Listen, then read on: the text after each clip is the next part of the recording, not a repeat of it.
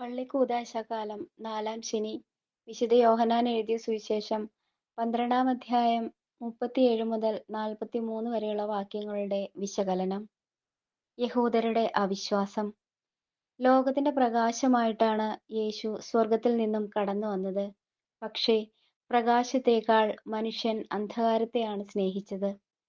തന്റെ പരസ്യ ജീവിതകാലത്ത് അവൻ ചെയ്ത അടയാളങ്ങളും അത്ഭുതങ്ങളും അവർ അംഗീകരിച്ചില്ല എന്നു മാത്രമല്ല, അതിന്റെ പേരിൽ അവനെ ഈ ലോകത്ത് നിന്ന് തന്നെ തുടച്ചു നീക്കാനാണ് അവർ ഉദ്യമിച്ചത്. അതിനാൽ അവൻ രഹസ്യത്തിൽ ജീവിക്കാൻ ആരംഭിച്ചു.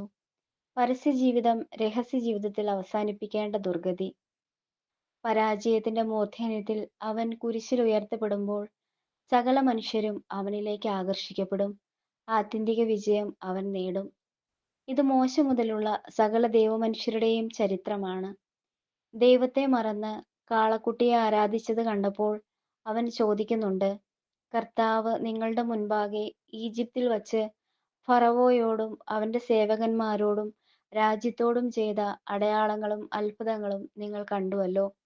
എന്നിട്ടും അവ ഗ്രഹിക്കാൻ ഹൃദയവും കാണാൻ കണ്ണുകളും കേൾക്കാൻ കാതുകളും കർത്താവ് നിങ്ങൾക്ക് നൽകിയില്ല. യേശയ്യായുടെ ജീവിതാനുഭവം ഇതുതന്നെയാണ്.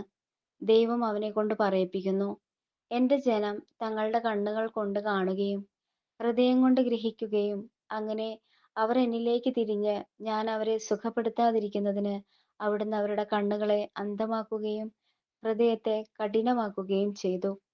അവനിൽ വിശ്വസിക്കാൻ ഭാഗ്യം ലഭിച്ചവരിൽ പലരുമാകട്ടെ, നിക്കോദെമസ്, അരിമത്ഥ്യക്കാരൻ ജോസഫ് തുടങ്ങിയവർ സിനഗോഗിൽ നിന്ന് ബഹിഷ്കൃതരാകാതിരിക്കാൻ വേണ്ടി ഫരിസേയരെ ഭയന്ന് രഹസ്യശിഷ്യരായി കഴിഞ്ഞുകൂടി.